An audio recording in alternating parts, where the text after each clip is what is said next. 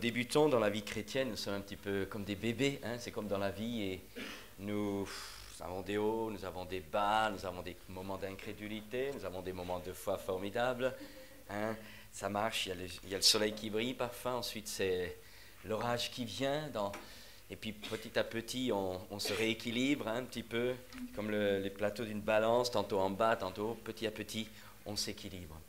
Mais ce qu'il faut aussi, surtout, c'est que nous prenions de la bouteille. Une bonne bouteille spirituelle, pas celle physique, hein, parce que ça, c'est dangereux. Mais que nous croissions vraiment en profondeur dans la connaissance du Fils de Dieu. Que chacun, homme, femme, jeune fille, puisse être fort. Fort dans les temps difficiles qui sont déjà là, mais qui vont aller de plus en plus. Fort aussi et sage pour pouvoir gagner des âmes. Fort aussi pour pouvoir vivre une communion fraternelle sincère. Parce que ça vous savez, tout est lié. Notre relation avec Dieu entraîne une bonne ou une mauvaise relation avec les autres. Et avec les autres, c'est aussi le monde, c'est aussi les perdus. En un mot, ce que Dieu veut faire en chacun d'entre nous, c'est des hommes et des femmes solides, qui connaissent Dieu, qui connaissent les lois spirituelles, qui savent se garder du malin, qui savent se garder des pièges aussi de la chair, et tous, d'une façon ou d'une autre, hein, nous avons des luttes, des combats, mais ce que Dieu veut faire de nous et de chacun d'entre nous, c'est des vainqueurs. Alors, vous êtes vainqueurs ce matin? Si vous ne l'êtes pas, alors il faut le devenir. Hein? Il y a peut-être encore un point dans votre vie, eh bien, laissez le chiffon de Dieu là, nettoyez cela, hein? Et que nous puissions ainsi grandir et vraiment devenir cette armée formidable qui fera envie au monde, mais qui aussi détruira les œuvres du diable. J'aimerais ce matin partager avec vous, partager avec vous un petit peu la notion du combat spirituel. Et cet après-midi, nous verrons l'autorité du croyant face à ces choses-là. Mais j'aimerais ce matin introduire cet ensemble-là en nous donnant une vision claire des raisons, une compréhension que nous devons avoir si nous voulons savoir vaincre, si nous voulons savoir être débarrassés de nos problèmes, si nous voulons connaître la clé pour triompher dans les luttes, dans les combats de la vie, nous devons savoir, je crois que ce n'est pas quelque chose de nouveau, mais j'aimerais aller un peu plus en profondeur ce matin, nous devons savoir quelle est la réaction que nous devons présenter aux événements qui ont lieu dans notre vie. Il y a 3 cas, je vous les rappelle, nous les connaissons, les orages de la vie montrent d'un côté, si vous voulez, que les desseins de Dieu, le plan que Dieu a pour notre vie, eh bien, s'articulent avec les assauts du diable. Il y a, si vous voulez, 2 actions dans notre vie, l'action de Dieu et l'autre, l'action du malin. Et les 2 s'articulent dans un combat spirituel dont vous et moi, nous devons devenir des maîtres. Et si nous comprenons cela, et si donc pour exercer ce combat, pour triompher dans la bataille, parce que ce qui compte, ce n'est pas seulement avoir des bagarres, c'est en triompher. Hein. Il faut donc que nous comprenions les différentes facettes, les différentes raisons qui peuvent exister dans les difficultés ou dans les orages que nous pouvons rencontrer dans notre vie. Alors, pour introduire cela, j'aimerais lire avec vous dans la première épître de Pierre, au chapitre 5, à partir du verset 10, 1 Pierre 5, 10, ce texte, 1 Pierre 5, 10, « Le Dieu de toute grâce, qui vous a appelés en Jésus-Christ à sa gloire éternelle, après que vous aurez souffert un peu de temps, vous perfectionnera lui-même, vous affermira, vous fortifiera, vous rendra inébranlable. À lui soit la puissance au siècle des siècles. Amen. » Après que vous aurez souffert un peu de temps. Il faut bien admettre cette vérité biblique, elle est là, elle est claire, que vous le vouliez, que vous ne vouliez pas, vous êtes obligés d'y passer, nous sommes obligés d'y passer. Nous aurons des souffrances dans le monde. Nous aurons des tribulations dans le monde, c'est par beaucoup de tribulations, on dit les apôtres, qu'il nous faut entrer dans le royaume de Dieu. Tous ceux qui veulent vivre pieusement en Jésus-Christ seront persécutés. Si vous n'avez pas de persécution, il y a de fortes chances que vous avez besoin d'approfondir votre vie spirituelle, parce que si vous voulez vraiment marcher avec Dieu, vous aurez des problèmes.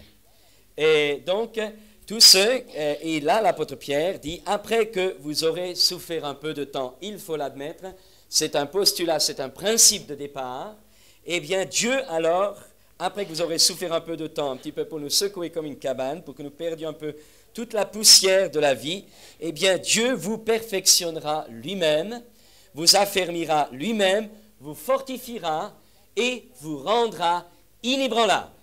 Et comme nous le disions hier, il est important que chacun de nous réalisions que la stature à laquelle Dieu veut nous amener, c'est cette stature de côté inébranlable. C'est une chose de commencer notre vie chrétienne, c'en est une autre de la terminer comme il faut. Et la terminer comme il faut dans le plan de Dieu pour chacun d'entre nous, c'est que nous la terminions dans la maturité. Un bébé qui à l'âge de 30 ans reste toujours bébé, c'est un anormal, c'est un malade. Et Dieu ne veut pas que nous restions malades. Dieu ne veut pas que nous restions après quelques années de vie chrétienne au stade de l'infantilisme spirituel. Le but de Dieu, c'est de nous amener à la maturité, afin qu'au jour où nous entrons dans la gloire, il puisse nous confier la responsabilité qu'il a prévue dans cette Jérusalem céleste, dans ce royaume éternel qui ne peut ni se corrompre ni flétrir. Nous devons réaliser, nous devons nous rappeler que le but de Dieu, c'est de nous préparer dans l'éternité.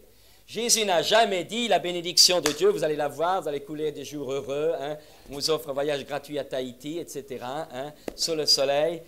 Si vous avez l'occasion, eh bien, amen. Mais la réalité, la finalité de Dieu dans notre vie, c'est celle-ci. À quoi servirait un homme de gagner le monde entier s'il perd son âme? Et mes amis, si vous n'êtes pas riches pour l'éternité, vous avez raté votre vie ici-bas. Il faut bien le comprendre, il y a une priorité absolue, c'est que Dieu veut nous préparer pour l'au-delà. Dieu veut construire notre vie pour que nous régnions avec lui. Et la Bible est très claire, si nous souffrons avec lui, nous régnerons avec lui. Il est important que nous comprenions qu'il n'y a pas d'autre évangile, il n'y en a qu'un, c'est celui-là. Dieu veut nous préparer à la gloire. Dieu a prévu en Jésus-Christ des fils et des filles destinés à être ses héritiers, destinés à être co-héritiers avec Christ, et d'être avec lui pour toujours, dans des nouveaux cieux et sur une nouvelle terre. Dieu veut nous transformer à l'image de son Fils, nous amener à la stature de son Fils, pour que, fait semblable à lui dans l'éternité, nous puissions l'adorer, nous puissions le servir, nous puissions nous aimer les uns les autres, nous puissions régner sur l'univers tout entier, sans péché, sans plus aucune trace de péché. Toutes choses seront enfin et définitivement faites nouvelles. Alors pour cela, il y a un temps de préparation. Je peux l'accepter, mais je peux aussi faire l'autruche. Moi, je ne veux pas avancer. Moi, je me contente de ma vie tranquille. Eh bien, mes amis, cette vie tranquille, d'ailleurs, vous ne pourrez pas la garder tranquille, parce que dans les mois, les années qui viennent, vous en baverez comme tout le monde. Mais ce qui est dramatique, c'est que vous n'aurez pas la clé, vous n'aurez pas la solution pour monter. Parce que je voudrais le rappeler ce soir, si nous avons la bonne vision du cœur, eh bien, les orages de la vie que nous rencontrons s'articulent dans la vision de Dieu pour nous donner de grandir et de parvenir à cette destinée que Dieu a pour chacun d'entre nous, c'est-à-dire de régner avec lui pour toujours. Alors, je vais commencer par le premier, je ne vais pas y insister, c'est le temps pour combattre. Il y a un temps pour combattre. Dans les difficultés de la vie, vous connaissez le récit de Jésus sur le lac de Génézareth. Il est là, il dort à la poupe du bateau. Nous le savons, nous connaissons ce récit.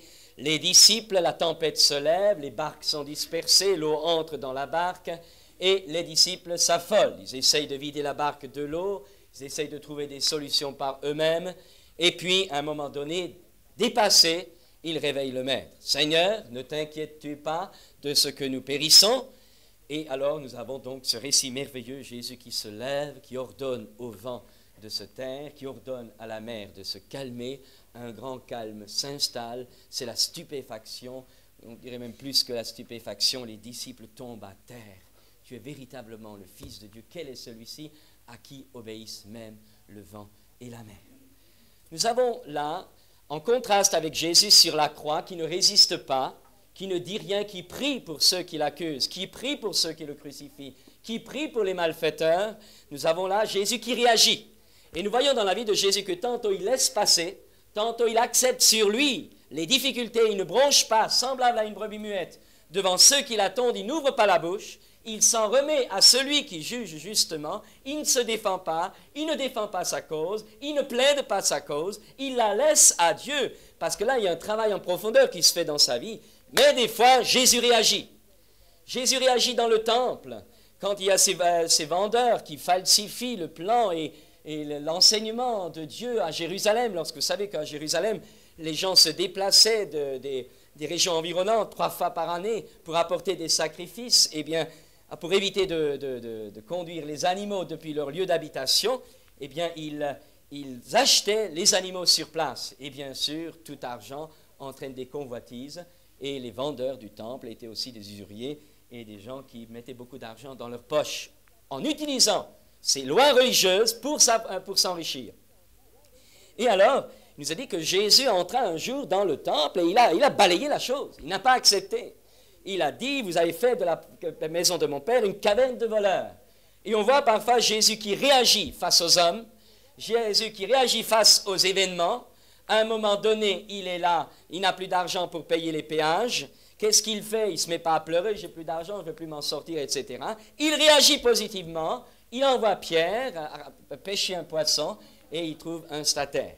Ce que je veux dire, c'est que d'une façon ou d'une autre, tantôt Jésus ne disait rien, acceptait de boire la coupe jusqu'à la lie, et tantôt, au contraire, il réagissait avec des méthodes qui étaient les méthodes du Saint-Esprit, d'une façon surnaturelle. En un mot, il combattait l'opposition qu'il avait face à lui. Et dans ce récit du lac de Génézaret, il est là, et il se mesure donc son autorité de fils de Dieu, il l'oppose à ce vent. Je voudrais vous rappeler ce matin que l'univers dans lequel nous vivons est un univers à la fois matériel, cosmique, mais aussi spirituel. La Bible nous dit que le monde entier tient par la parole de Dieu qui l'a créé. Et il faut savoir qu'il y a dans le monde invisible, il y a un monde spirituel qui agit sur le monde matériel. Et dans ce monde spirituel, il y a des hiérarchies, des anges, des archanges, des dominations, des principautés, des autorités. Il y a les principautés de Dieu, les anges de Dieu, mais il y a aussi les anges déchus, les principautés déchues, celles qui se sont alliées au malin. Mais il faut savoir que cette création invisible qui subsiste encore et qui agit dans le monde, cette création qui est partagée en deux, celle qui est pour Dieu et celle qui est contre Dieu, je voudrais rappeler simplement ce matin que celle qui est même contre Dieu, mais qui par les structures du monde invisible est liée à la création. Par exemple, le vent, prenez un cas par exemple comme le vent. Le vent, il nous a dit de Jésus, ou plutôt dans l'Épître aux Hébreux, que Dieu fait de ses serviteurs des flammes de feu et des vents. Le vent est une puissance physique, calculable, mais derrière le vent, il y a une puissance spirituelle.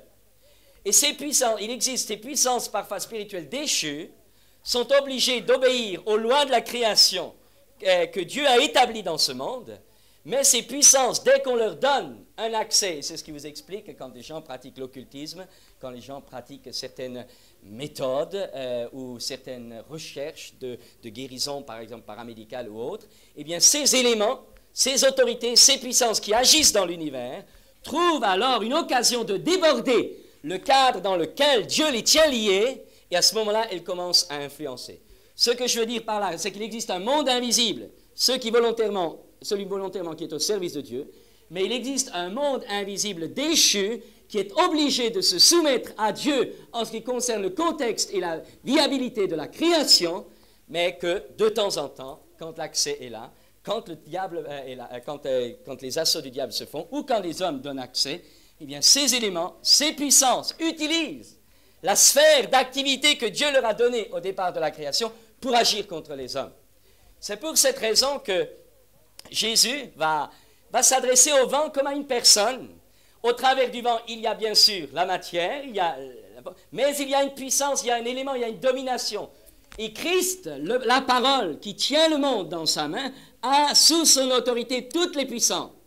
Et c'est là que dans sa barque, Jésus est là debout et il ordonne au vent de se taire. Il ordonne, il n'accepte pas la confrontation, il n'accepte pas l'assaut, il ne se tait pas, il réagit. Et j'aimerais rappeler ce matin qu'il y a des moments dans notre vie, nous allons le voir ce soir, où nous devons réagir. Ni nos pleurs, ni nos plaintes, ni notre incrédulité, ni notre laisser-aller ne sortira du problème. Mais il y a un temps où il faut se battre. Il y a un temps où nous devons nous rappeler que nous sommes une race de vainqueurs. Il y a un temps où nous devons nous rappeler que Jésus a vaincu, que Jésus a tout pouvoir dans les cieux et sur la terre. Et il y a un temps où nous devons exercer cette autorité sur les choses de la vie, mais aussi sur toutes les puissances. Regardez encore Jésus qui est tenté dans le désert. Et là, vous avez une articulation très belle entre le plan de Dieu et les assauts du diable. C'est le Saint-Esprit qui conduit Jésus dans le désert. Ce n'est pas Jésus qui part comme ça dans le désert. C'est l'Esprit de Dieu qui l'a amené à la confrontation. Et il y a des moments où c'est le Saint-Esprit, c'est Dieu qui dirigera pour que nous entrions en confrontation avec le diable ou d'autres événements. C'est Dieu qui est derrière ces choses, parce que le diable ne peut jamais aller plus loin que la corde à laquelle il est attaché. Il faut que je rappelle quand même, vraiment, d'une façon claire, que vous ne pouvez pas opposer le diable à Dieu. Dieu est Dieu, il n'y en a qu'un de Dieu. Dieu est au-dessus de tout. Il est illimité dans son pouvoir, dans sa sagesse et dans sa connaissance. Le diable est une créature seulement, mais une créature déchue. Et même si elle veut s'opposer à Dieu, son opposition n'est qu'un moyen que Dieu utilise pour faire de nous, mes amis, des hommes et des femmes qui savent se battre, des hommes et des femmes qui savent se prévaloir de leur filiation divine, des hommes, des femmes, des jeunes gens et des jeunes filles qui savent manifester le règne de Dieu ici-bas sur cette terre, qui savent non seulement prêcher la bonne nouvelle du royaume, mais qui savent aussi détruire les œuvres du diable, qui savent s'opposer. Et l'Église est justement cette muraille. L'Église est justement ce corps, le corps du Christ dans ce monde, rempli, animé, dirigé, utilisé par l'Esprit de Dieu pour s'opposer à toute cette vague de la puissance de l'enfer. C'est l'Église et le corps de Christ par le Saint-Esprit qui s'opposent à la venue encore de l'Antichrist. C'est l'Église qui tient encore le monde. Parce que s'il n'y avait pas des chrétiens qui priaient, s'il n'y avait pas de l'Église qui priait, eh bien depuis longtemps, toutes les choses sales qui sont dans ce monde auraient depuis longtemps envahi l'univers tout entier. Le chrétien, par la puissance du Saint-Esprit, est encore un rempart, une opposition à toute cette puissance d'iniquité qui, de plus en plus, s'étend dans le monde. Alors, les tentations, les difficultés, je voudrais vous le rappeler ce matin, sont permises par Dieu. Nous verrons cet après-midi dans beaucoup de domaines de notre vie comment nous pouvons vaincre. Le deuxième point est celui-ci. Il y a des moments, il y a des difficultés où vous ne pouvez rien faire. Il y a des difficultés où vous sentez compte, vous n'avez pas de force en vous, vous êtes vaincu humainement, ça vous dépasse, vous ne savez pas comment réagir, et quand vous savez comment réagir, vous n'avez pas la force de le faire. Vous vous rendez compte que plus, si vous voulez vous défendre vous-même ou si vous voulez agir par vous-même, vous allez faire plus de dégâts que ce qui est déjà. Et vous vous rendez compte que vous n'avez pas tout dans votre main, vous vous rendez compte que vous n'avez pas en vous l'autorité intérieure, la compréhension, vous ne cernez pas le problème et ça vous empêche de le régler. Et vous vous rendez compte qu'au-dedans de vous, l'Esprit de Dieu vous dit « ne bouge pas, ne bouge pas ». Quand les Hébreux sont sortis d'Égypte et qu'ils sont arrivés à la mer Rouge sous la conduite de Moïse, eh bien ils s'affolaient les pauvres et on le comprend, hein. Eh bien, qu'est-ce que leur dit Moïse? Taisez-vous, faites silence, ce n'était pas à eux de combattre, c'est l'Éternel qui combattra pour vous. Et il y a un temps, il y a des moments, il y a des circonstances où nous n'avons pas à nous battre, où nous n'avons pas à nous suer jusqu'au sang pour nous en sortir. Il y a des moments où nous devons vivre dans la pratique cette parole de l'apôtre Paul, déchargez-vous sur Dieu de tous vos fardeaux, de tous vos soucis, car lui-même prend soin de vous. Et ça, les Hébreux l'ont vécu même avant d'arriver à la mer Rouge, dans le désert, en Égypte, quand l'ange exterminateur est passé. Hein, eh bien, qu'est-ce qu'il y avait? Qu'est-ce qui les protégeait? Le sang qui était sur le linteau. Et mes amis, nous devons comprendre, nous devons réaliser dans ces moments-là la puissance extraordinaire du sang du Christ. Le sang du Christ est une couverture formidable. Le sang du Christ dans lequel je me réfugie. Le sang du Christ que je proclame sur ma vie. Ma confession que je suis sous l'aspersion du sang précieux de Christ, ce sang qui m'a délivré de la puissance des ténèbres, ce sang qui m'a délivré du monde, ce sang qui m'a délivré de mes péchés, ce sang qui m'a racheté de ma même manière de vivre, ce sang est sur ma vie comme le sang sur le linteau des portes des Hébreux en Égypte. C'est le sang qui est ma garantie, c'est le sang qui est ma couverture, c'est le sang du Christ qui est ma justice. À partir de ce moment-là, je ne me défends pas, je reste dans la maison. Je reste en Christ, je me décharge sur Dieu de tout fardeau, de tout souci. Je ne combats pas, je laisse Dieu s'en occuper. Josaphat, plutôt, vous savez, l'armée de Josaphat, le roi Josaphat avec son armée était attaqué et une armée beaucoup trop nombreuse pour eux, beaucoup trop forte, beaucoup trop dépassé. Qu'est-ce qu'il a fait? Il a rassemblé tout le peuple, il a organisé un jeûne, prière, il s'est adressé à Dieu. Et puis ils ont reçu une promesse de Dieu. Dieu lui dit, ou plutôt l'Esprit de Dieu dit au travers d'un des prophètes, eh bien ce n'est pas vous qui combattrez, vous verrez simplement le résultat et vous prendrez les dépouilles. Et alors Josaphat met devant l'armée des chantres, un bel orchestre, et tout le monde se met à chanter et à louer le Seigneur. Et quand ils arrivent sur le lieu de la bataille, eh bien les ennemis s'étaient entretués entre eux. En un mot, Josaphat n'avait rien fait, les Hébreux, les Israélites n'avaient rien fait, c'est Dieu qui avait fait tout. Et mes amis, il y a des moments où il y a des batailles dans nos vies, il y a des batailles autour de nous, mais ces batailles correspondent à des batailles qui existent dans les lieux célestes. Et là-haut, vous ne pouvez pas y monter, vous êtes là-haut déjà. Et il faut savoir parfois que laisser ces puissances affronter.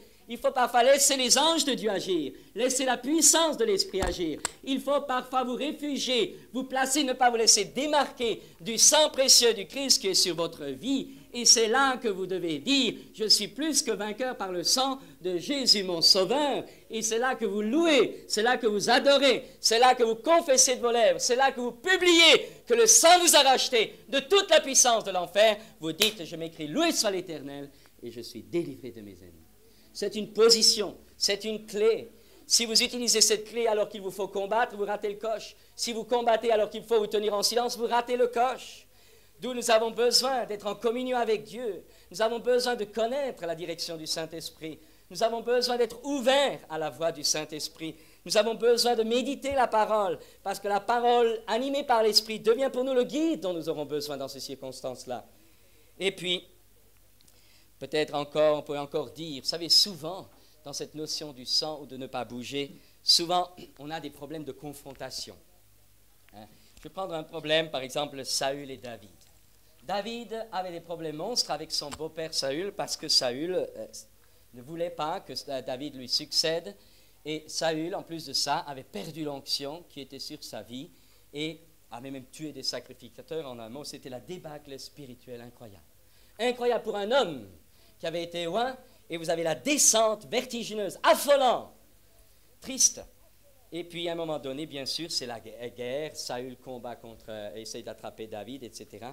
Et puis vous avez à un moment donné Saül qui est livré entre les mains de David dans la caverne d'Adulam. Et vous avez là quelque chose de merveilleux. Vous avez David qui a l'homme sous sa main. Ses aides lui disent, allez, plante un coup de javelot, terminé pour toi, puisque Dieu de toute façon te donne le règne. Plante, tue! Et vous avez là une réaction de David qui va le sauver. Ça va le sauver pour plus tard. David dit que Dieu me garde de porter la main sur loin du Seigneur.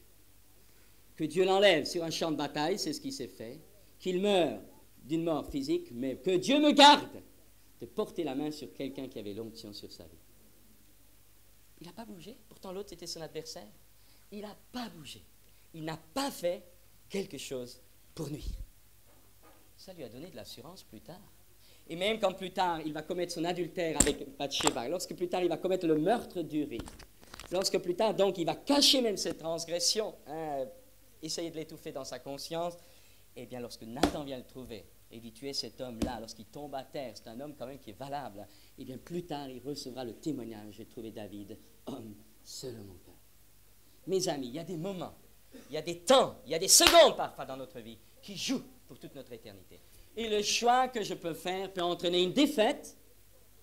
Vous savez, ce qui compte, ce n'est pas de gagner une bataille. Ce qui compte, c'est de gagner la guerre.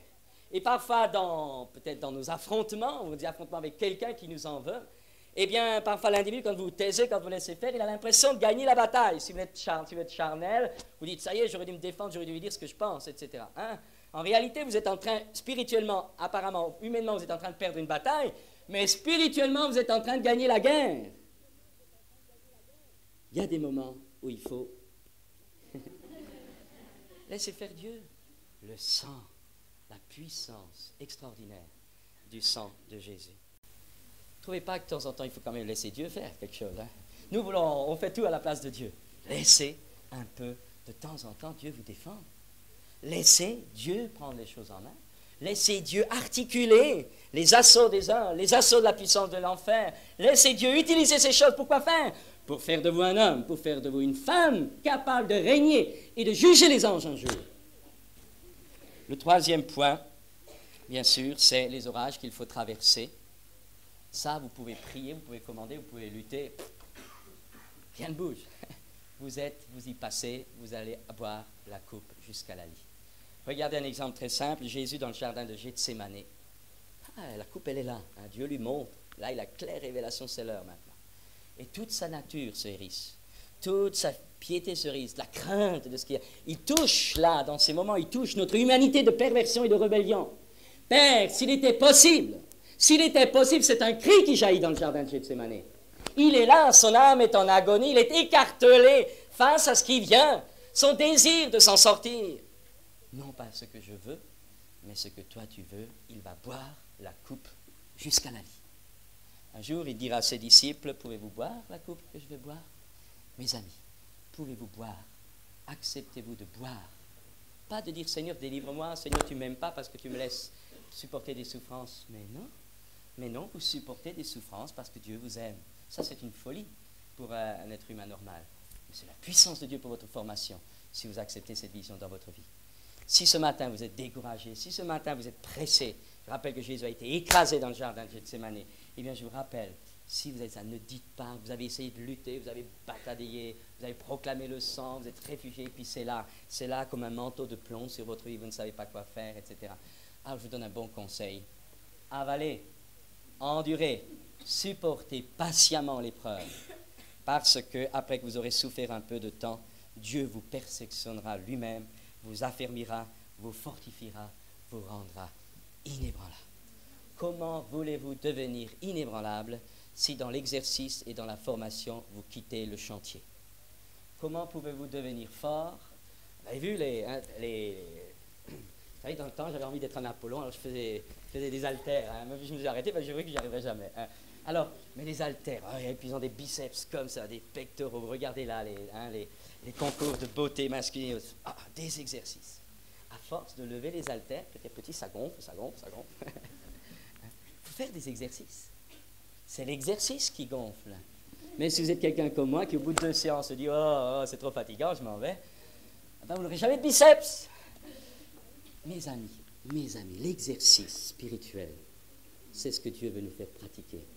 Et vous n'avez pas besoin de dire, Seigneur, comment envoie-moi des épreuves pour que je me batte? Elles viennent toutes seules, celles-là. Laissez Dieu vous les donner. Il les pèse à votre mesure, à votre poids, une fac là. Mais ça sera toujours fait avec amour. Ça sera toujours fait avec un cœur dans la paix. Si vous acceptez cette vision-là, si vous acceptez cette... Regardez l'apôtre Paul. L'apôtre Paul qui avait sa fameuse écharde, on a beaucoup discuté ce que c'était. Je ne vais pas rentrer là-dedans, je vais simplement vous dire une chose. Il avait une écharde et il voulait s'en débarrasser. Et elle le gênait. Et il a prié, et il a demandé. Il a même eu une réponse. Ma grâce te suffit, car ma puissance s'accomplit dans la faiblesse.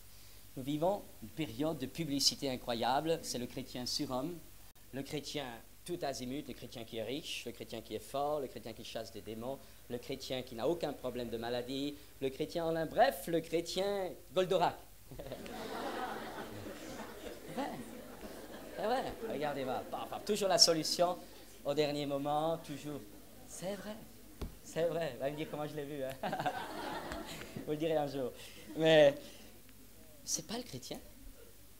C'est pas le chrétien, ça. Ça, c'est nous qui nous imaginons une étiquette de chrétien. Mais de temps en temps, ça existe le chrétien faible. Ça existe le chrétien qui souffre. Ça existe le chrétien qui pleure. Ça existe le chrétien qui est dépassé. Ça existe le chrétien qui est comme un vase brisé, qui est là. Mais dans sa faiblesse, il sait qu'il y en a un qui est fort. Sa force ne dépend plus de son élan, sa force ne dépend plus de sa capacité, sa force ne dépend même plus de sa frite, excusez-moi du terme. Sa force dépend uniquement dans la confiance de celui qui a dit « Je ne vous abandonnerai jamais ». Mes amis, il est bon parfois d'être faible. Et si nous n'avons pas encore compris cette leçon, elle va vous arriver comme une fleur. Parce que Dieu veut vous apprendre cela aussi. Être faible, vraiment faible, pour notre fichu caractère, qui veut ne pas avaler certaines soupes que Dieu nous a préparées en beau maître d'hôtel. Eh bien, que nous ne voulons pas avaler parce que nous sentons qu'il y a des plumes à lâcher, qu'il y a des renoncements, qu'il y a des choses de notre nature qui doivent être englouties par la vie et par la mort d'abord. Lorsque notre être tout entier s'érisse, eh bien, Dieu place devant nous ces choses-là. et que je veuille ou que je ne veuille pas, alors il vaut mieux l'accepter. Ça ne veut rien de contester avec Dieu. Vous avez déjà essayé de vous bagarrer avec Dieu? Des fois, ça va arriver, hein? Il y a des gens qui parlent, moi je ne suis pas d'accord avec Dieu, il ne comprend pas qu'il fasse ça. Ben, je dis, dis-le lui. Débrouille-toi avec lui. Eh oui, mais on ne le voit pas, il dit rien. Eh ben, il dit, alors fais pareil, tais-toi et fais-lui confiance. Dieu fait concourir toutes choses au bien de ceux qu'il aime. Alors si vous l'aimez, que vous êtes faible, tant mieux. Parce qu'il y a des choses, il y a des profondeurs de Dieu. Il y a une relation avec Dieu. Et il y a une foi pure en Dieu qui ne se libère et qui ne s'expérimente que lorsque nous sommes faibles. Ne pensez pas que parce que vous êtes super costaud, super rempli du Saint-Esprit, vous êtes à l'azimut de la stature spirituelle. Non, vous êtes dans la stature spirituelle parfaite lorsque votre cœur, votre vie est dans la main de Dieu comme un enfant sevré dans le bras de sa mère. Dans toutes les circonstances de notre vie. Alors, bon, regardez voir l'apôtre Paul, je vais parler de l'échappe. Bon, je parlais aussi déjà une fois du naufrage de Paul, de ses compagnons. Tout le monde a prié, jeûné. Ben non, ils ont avalé le naufrage. Le bateau est tombé. Et même l'ange est venu voir Paul sur le bateau. Il lui a dit, je te sauve avec tes compagnons. Mais ils ont fait naufrage quand même. Nous faisons naufrage. Il est bon que nous apprenions ce que c'est qu'un naufrage. Vous savez pourquoi? Comment voulez-vous dire à quelqu'un que Jésus l'aime alors qu'il est en train de faire un naufrage si jamais vous n'avez vécu un naufrage? Vous savez, au malheur, le mépris, c'est la devise des heureux. Quand vous n'avez pas de problème, donnez des conseils facilement. Hein. Mais dire à quelqu'un que Jésus guérit quand vous êtes attaqué dans votre corps, c'est autre chose. Dire à quelqu'un que Jésus guérit alors que vous n'avez jamais été malade, vous n'avez jamais expérimenté la puissance de la guérison, ça a moins de poids que celui qui dit, bah oui, mon vieux, j'étais malade. Et puis, Dieu m'a guéri. Dire à quelqu'un que Dieu nous aime, que Dieu pardonne nos péchés, et que si vous n'avez jamais fait quelque chose de bien grand mal, bon, la notion du péché, c'est pas bien fort. Mais si vous avez fait vraiment quelque chose de mal et que vous savez que Dieu vous a pardonné, votre vie a été lavée, votre cœur a été purifié, vous êtes un être que Dieu a revêtu des vêtements du salut, vous êtes une nouvelle création, vous savez que vous êtes passé de la mort à la vie, vous le savez. Alors quand vous le témoignez, il y a de la vie là-dedans, parce que vous savez ce que vous croyez, vous l'avez vécu. Et comment voulez-vous aider ceux qui sont faibles si vous n'êtes jamais faible?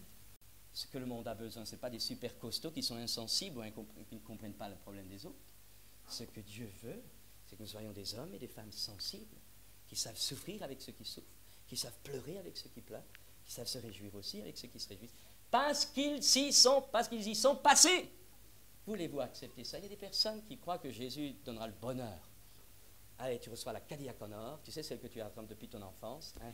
Et puis si tu as encore un peu plus de foi, tu auras un yacht, hein, ça va aller, tes affaires vont marcher, etc., etc. Vous savez, cette doctrine de la prospérité qui a fait tant de ravages, elle marche pour ceux qui disent donnez-nous de l'argent pour faire marcher, mais elle ne marche pas pour ceux qui donnent souvent de l'argent. Alors que Dieu pourtant donne tout ce qui nous est nécessaire. Dieu n'a pas des fils et des filles comme des mendiants, non, mais Dieu ne se réduit pas en des slogans publicitaires. Attention, ce que Dieu fait dans nos vies, et j'aimerais vous le dire, si vous êtes suffisamment humble de cœur et que Dieu peut vous confier une fortune pour l'œuvre de Dieu, il vous la confiera si c'est son plan. Mais si l'argent est du danger pour vous, il vous gardera pauvre. Parce que Dieu a en vue votre éternité. À quoi cela vous servirait-il de gagner le monde entier si vous perdez l'éternité? Alors, mes amis, je ne veux pas insister. Je veux simplement vous dire maintenant quelques petits points. J'avais une fois lu ça à la radio et je voudrais vous voir ce matin où vous en êtes et puis on arrêtera là.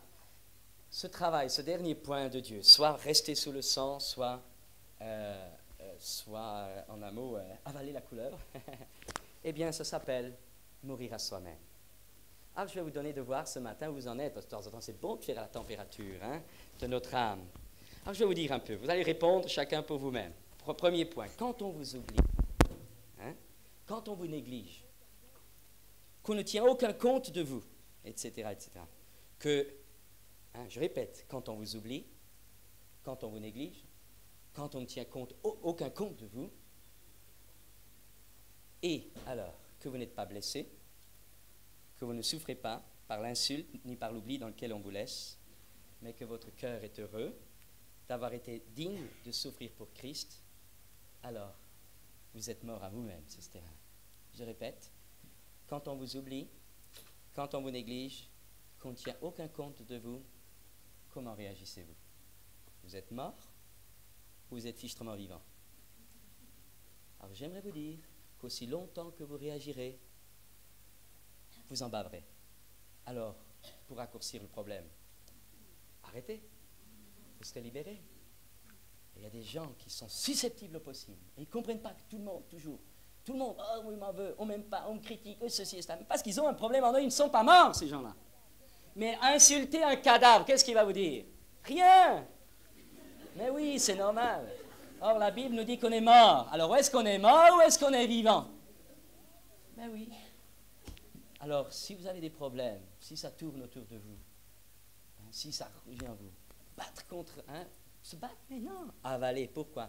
Parce que Dieu est en train de purifier le joyau que vous êtes. Acceptez de mourir. Et plus vite vous acceptez de mourir, plus vite la vie en Christ se manifestera. Et plus vite l'épreuve s'arrêtera. Et vous avez des gens, ils sont tenaces, ils pleurent parce que la difficulté est là, et ils pourraient régler ça en quart de seconde, il suffirait d'accepter la leçon de Dieu, mais il n'y a rien à faire. Au secours, au secours, au secours. Et ça continue, ça continue, ça continue. Pourquoi? Parce que c'est notre éternité qui est en jeu. Et Dieu le sait. Deuxième point, quand vous êtes calomnié pour le bien que vous avez fait, quand vos désirs sont contrariés, quand votre avis est méprisé, quand vos opinions sont ridiculisées et que vous vous refusez à laisser la colère envahir votre cœur ou à vous défendre, mais que vous l'acceptez avec patience, amour et silence, c'est cela, mourir à soi-même. On peut répéter? Quand vous êtes calomnié, alors vous allez tout de suite dire au voisin, la voisine, le frère, la soeur, le tonton, la tata, la mémé, la traque, les tic, les pommes, hein? Courir, courir, courir, courir, courir. Et c'est faux les dégâts qu'on peut faire avec notre fichue langue. Et encore là, la leçon est ratée. La leçon est ratée, la leçon est ratée. Quand on vous calomnie pour le bien que vous avez fait, ah oui, mais pourtant j'ai fait ça, il me dit ça. Eh bien oui, dis, laisse-le dire. Quand vos désirs sont contrariés, on ne fait pas ce que je veux. Eh bien oui, c'est bien. Hein? Quand vous êtes méprisé, ça vous a jamais été méprisé, ça fait du bien, vous savez. Formidable. Mais c'est vrai, ça fait du bien. Quand vos opinions sont ridiculisées et que vous refusez à laisser aller la colère. Colère, la haine, tout ça. Gardez l'amour, gardez la paix, le regard sur le Seigneur. Surmontez le mal par le bien. C'est cela être mort. Alors, on prend les mesures pour la prochaine truc. Vous êtes mort? Troisième point, quand vous pouvez accepter avec patience et amour tout désordre, toute irrégularité, tout retard, tout ennui, quand vous pouvez faire face au gaspillage, à la folie, à l'extravagance, à l'indifférence spirituelle et la supporter comme Jésus le supportait, c'est cela, mourir à soi-même. Ça ne veut pas dire qu'il faut le faire. Ça veut dire tout simplement qu'au lieu de toujours pointer du doigt les autres, il faut accepter d'être suffisamment mort à nous-mêmes pour que, quelles que soient les circonstances dans lesquelles nous vivons, notre relation avec Dieu, notre service pour le prochain, n'est absolument pas touché. Il y a des personnes qui sont incapables, là c'est mon problème un petit peu parfois, incapables d'avoir une relation avec Dieu quand il y a du bruit. Eh bien, c'est un manque de liberté encore. Dans le plus grand tintamarre, nous devons pouvoir avoir une relation avec Dieu. C'est une libération de notre esprit par rapport à la nature environnante. Mais je vais aller plus loin parce que le temps passe. Quand vous êtes satisfait de n'importe quel repas, ou offrande, habit, climat ou société, de la solitude voulue par Dieu, c'est cela mourir à soi-même. Je répète, n'importe quel repas. Est-ce que vous êtes encore de ceux-là qui ne mangent pas ceci, qui ne mangent pas cela, parce que tout le monde sait que quand vous allez arriver en mission, on va vous faire un plat spécial rien que pour vous, parce que tout le monde là-bas est plein d'argent, on va vous donner ce qu'il vous faut à vous, petites créatures, bien au service du Seigneur. Est-ce que vous êtes libérés dans le domaine de la nourriture? Est-ce qu'on vous a appris déjà tout gosse? Et parents, apprenez-vous à vos enfants à manger de tout. C'est une leçon d'éducation élémentaire qui plus tard pourra permettre à votre enfant d'être un serviteur jusqu'aux extrémités de la terre. Mais si depuis tout gosse vous n'avalez pas ceci, vous n'avalez pas ça, vous êtes un enfant gâté, comment voulez-vous plus tard aller en mission? Vous mangez, est-ce que vous êtes gâté? Est-ce que vous soignez votre petite brioche, bien gentil? Ou est-ce que vous avez appris par amour pour Dieu et pour la facilité du service, ou quand vous allez quelque part, moi je ne mange pas de ça. Moi je ne bois pas de ça. Vous êtes de ceux-là, rayés d'écart, inaptes au service de Dieu. Il y en a beaucoup qui veulent servir Dieu, marquer en mission vers des miracles, des produits, ils sont incapables de manger une assiette qu'on mange place devant eux. Mais c'est vrai. Êtes-vous formés à ça, mes amis? Sinon, ça, c'est de la formation. Acceptez d'avaler tout. Vous pourrez raconter des histoires de missionnaires où il y a tel missionnaire, il a fallu qu'il avale des vers vivants. Ah. Des vers vivants. Et il a sauvé toute la tribu. Il aurait refusé, c'était le message fermé. Vous êtes capable de faire ces choses-là? Alors, si vous n'êtes pas capable d'avaler des lentilles, comment pouvez-vous avaler un verre plus tard? Impossible. Impossible. Ah, notre société de consommation, elle nous joue des tours. Hein. Alors, offrande, habit. Est-ce que vous acceptez qu'on vous offre quelque chose? Vous savez, pendant longtemps, la première fois qu'on m'a offert quelque chose, je peux vous dire, ça a ruiné. Mon orgueil en avait pris un fichu coup. Un habit, comment porter un habit qu'on m'a offert? Ah, c'était terrible, vous savez. Mon orgueil, je m'étais toujours payé ce que je voulais, toujours mon salaire, toujours... Moi, accepter, porter un vêtement, porter un pantalon, porter des chaussures qu'on m'a donné. Mais qu'est-ce qu'ils vont penser, les gens? Jamais arrivé. Est-ce que vous êtes encore orgueilleux à ce terrain-là? Est-ce que vous êtes orgueilleux sur le terrain des dons qu'on vous fait? Quelque chose qu'on vous offre? Est-ce que vous êtes libéré? Est-ce que vous êtes mort? Habillé? Ou alors, aujourd'hui il fait mauvais, alors je ne vais pas à telle réunion d'évangélisation. Aujourd'hui il fait froid, je n'ai pas le moral. Aujourd'hui il pleut, Seigneur, compte pas sur moi. Est-ce que votre vie spirituelle, votre engagement dépend du temps, du climat? Aussi longtemps que vous réagissez au temps. Écoutez, hein, que je fasse froid, qu'il fasse beau, moi je me suis rendu compte d'une chose, c'est que je ne fais même plus attention au temps qu'il fait. Parce que notre vie, ce n'est pas ça. Bien sûr, peut-être pour certains, mais je vous dis que non, nous devons être indépendants du temps. Bonne humeur. Ah, aujourd'hui il pleut, merci Seigneur pour la pluie. Mais enfin, je rigole là un petit peu, mais enfin, le temps... La solitude voulue par Dieu. Ah. Hier, on discutait un petit peu.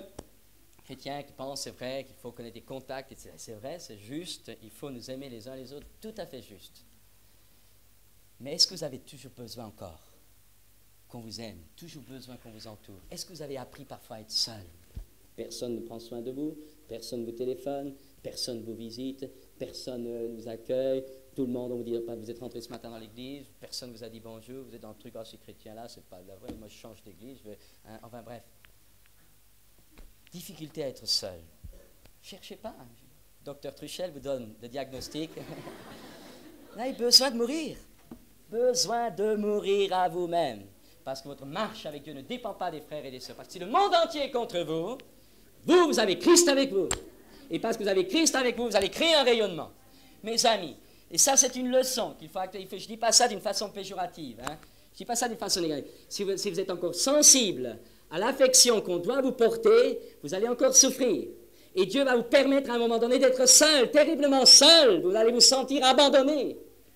Parce qu'il faut que vous appreniez que quand vous êtes seul, vous n'êtes jamais seul. Il faut que dans votre solitude, vous arriviez à placer votre confiance et votre amour en Dieu, en Jésus qui a dit je suis avec vous tous les jours. J'ai vécu ça, cette formation, je l'ai vécue 2 fois. Ça a été terrible, à la caserne, à l'armée, et je l'ai vécu dans un lycée, à un moment donné à Aubenas. Tout le bâtiment compte, des critiques, des insultes, tout, à un moment donné. Tout, seul, là, et encore plus de ça, éloigné d'ici de 200 km. Seul, je ne comprenais pas, brisé, zéro, fini. Mais je peux vous garantir que ça m'a servi pour plus tard. Parce qu'une fois que vous avez appris à être seul, vous vous réjouissez ensuite de tous les amis que Dieu vous donne. D'abord la mort, alors la vie vient. Êtes-vous mort? Ou êtes-vous encore de ceux qui se plaignent? Oh, même pas, on ne prend pas soin de moi, on ne vient pas me voir, le pasteur n'est pas venu, patati patata, l'ancien n'est pas venu, etc. Mes amis, téléphonez au pasteur frère, j'aimerais votre visite, il viendra avec plaisir. Pas penser à tout, mais je peux vous dire simplement une chose, c'est qu'il nous faut arrêter, parce que la langue parle de l'abondance du cœur. Et si le cœur vomit des trucs comme ça, vous admettez avec moi qu'il est bien vivant, hein? Il nage bien, dit Luther, le bougre. Hein? C'est vrai qu'il nage drôlement, le vieil homme. Il est mort. Et puis, quand vous ne cherchez plus dans la conversation à vous prendre comme point de référence, ni à mentionner vos bonnes œuvres, ni à rechercher les louanges, quand vous pouvez vraiment aimer rester caché, alors là, vous êtes mort. Vous avez des gens, au bout de 5 minutes, ils tiennent toute la conversation pendant 2 heures. C'est mon danger. Hein? Mais à l'aise comme ça. Hein? C'est vrai. Ah, moi j'ai fait ça, et puis le Seigneur m'a utilisé, et puis le Seigneur bénit le travail que je fais. C'est formidable mon œuvre, c'est formidable. Je suis vraiment béni. Il y a des gens, ils sont tellement bénis qu'ils vous coupent le moral. Mais c'est vrai, je dis, mais ils sont bénis, et nous alors? Mais c'est vrai, c'est fou quand vous entendez, parfois j'entends tel, ah c'est formidable, le Seigneur nous a bénis, quelle atmosphère spirituelle, le Saint-Esprit agissait, le Seigneur a parlé des prodiges, des miracles, et eux ils ne changent pas d'un poil quand ils sont là. Mes amis, ne dites pas ce que vous faites, ne dites pas ce que Dieu fait pour vous, dites aux gens ce que Dieu veut faire pour eux. C'est beaucoup mieux qu'un autre te loue et pas ta propre bouche. Et je suis contre, je vous le dis honnêtement, je suis contre le système de publicité qui met nos mouvements, nos trucs en avant. C'est faux, c'est anti-biblique. Qu'un autre te loue et pas ta propre publicité. Qu'on informe, qu'on fasse de l'information, c'est une chose. Hein. Qu'on fasse de la publicité, c'est anti-biblique. Parce que Jésus ne s'est jamais vanté, il n'a jamais dit ses résultats, il n'a jamais dit, au contraire. La seule fois où il l'a dit, c'est qu'il y avait une raison bien précise. Mes amis, vous vous louez, vous vantez votre truc, vous mettez en avant votre mouvement, vous mettez en avant votre affaire, ou au contraire, vous laissez Dieu vous mettre en avant. C'est beaucoup mieux, parce que si c'est vous, vous allez tomber. Si c'est Dieu, il vous gardera en haut. Humilions-nous sur la puissante main de Dieu, et Dieu nous élèvera. Alors, qu'est-ce que vous portez à votre veston, ou à votre badge? Moi, Pierre Truchel, un jour on m'a dit l'équipe Pierre Truchel. Hein? Non, pas vrai, c'est faux, c'est anti-biblique. Qu'est-ce que vous portez? Vous portez Jésus-Christ ou portez le nom de votre église? Portez le nom de votre mouvement? Portez quoi là? C'est quoi votre habit? C'est quoi votre pub? Mes amis, quand vous pouvez rester caché, quand vous pouvez sincèrement vous réjouir, quand vous pouvez voir un frère réussir, être comblé, et que vous pouvez sincèrement vous réjouir en lui en esprit, sans lui porter envie ou remettre Dieu en question, alors que vos besoins sont beaucoup plus grands et plus urgents, c'est cela, mourir à soi-même. Hein? Ça vous fait râler qu'un frère, il est béni. Vous savez, un jour, on m'a dit, ouais, Pierre, parce que tu es jaloux. Jaloux de... Pas vrai, franchement, c'est pas vrai. Parce que je me dis, si le frère est béni, Dieu me bénira aussi. Ça vaut le coup de voir quelqu'un béni, parce que Dieu nous bénit aussi. Il ne faut pas prendre les bénédictions n'importe comment. Hein?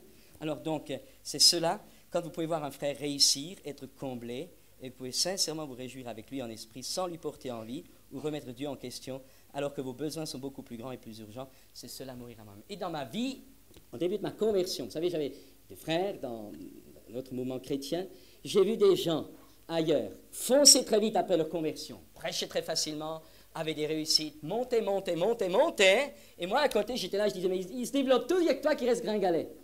Je me rappelle une fois, le frère Dumas, j'étais là en train de faire de la peinture, j'avais soif de service, j'étais incapable de le faire, j'avais ça, j'étais incapable.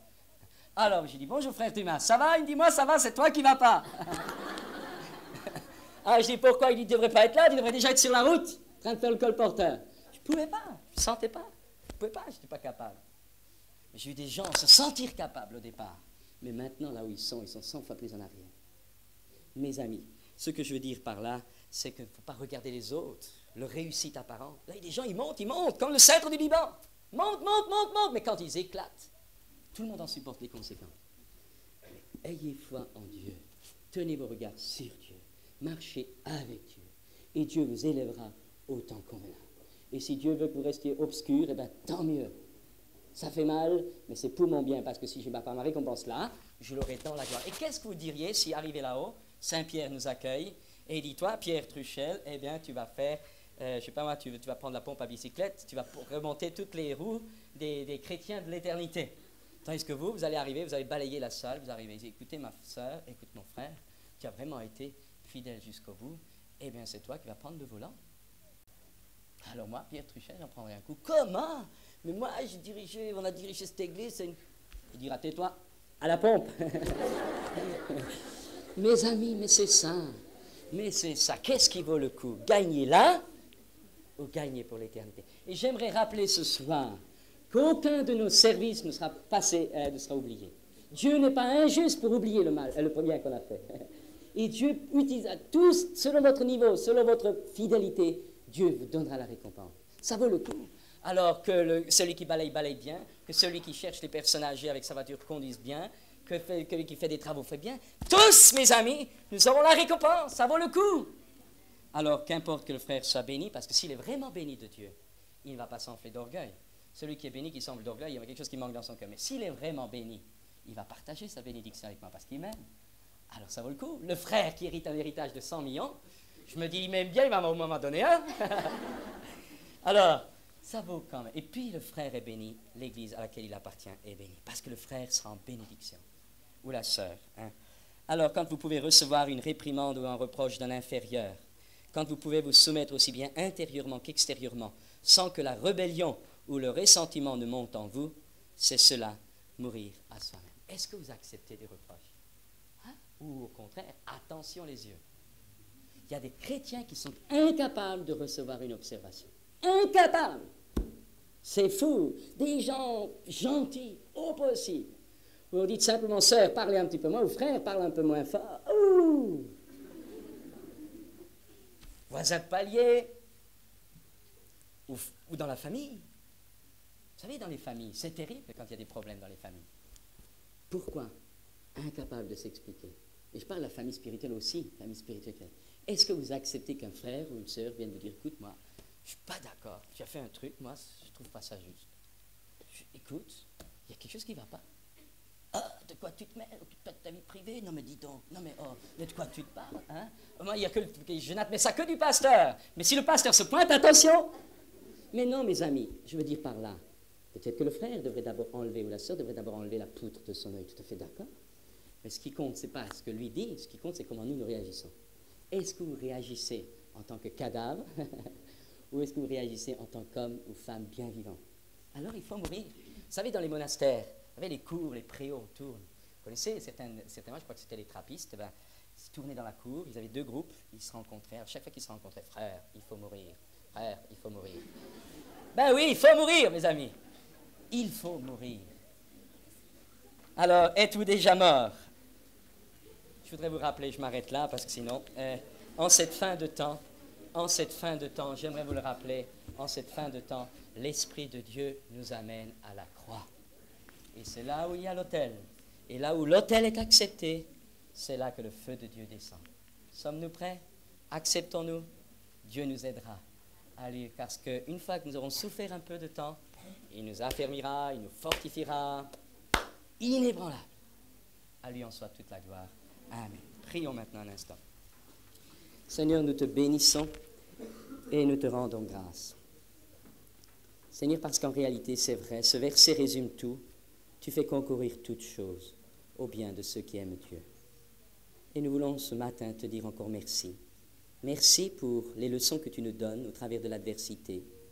Merci pour les leçons que tu nous donnes au travers des difficultés et des souffrances. Merci pour les leçons que tu nous donnes au travers de l'opposition. Merci aussi pour les leçons que tu nous donnes au travers de notre propre faiblesse, nos propres manquements. Seigneur, tout est positif avec toi. Et toutes ces choses-là servent à nous faire avancer dans ta stature. Nous voulons ce matin encore, Seigneur, te dire que nous te faisons confiance, que nous te remettons nos vies, que nous te remettons notre avenir. Nous te demandons de donner l'intelligence d'en haut, le discernement qui vient de toi, la sagesse pour savoir comment nous devons réagir, comment nous devons nous comporter dans ce présent siècle mauvais et comment nous pouvons gagner des batailles. Seigneur, merci. Merci pour ton amour. Merci pour ta fidélité. Merci aussi pour ta bonté. Tu es vraiment le potier, le divin potier, et tu fais de chacun d'entre nous des vases d'honneur dans la maison du Seigneur. Oh, merci pour le ministère du Saint-Esprit. Merci pour ta grâce. Dans le nom de Jésus. Amen.